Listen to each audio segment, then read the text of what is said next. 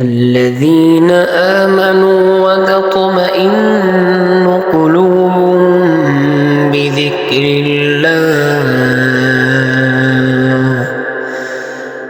ألا بذكر الله تطمئن القلوب ولقد نعلم أنك يضيق صدرك بما يقولون فسبح بحمد ربك وكن من الساجدين واعبد ربك حتى يأتيك اليقين ومن دونهما جنتان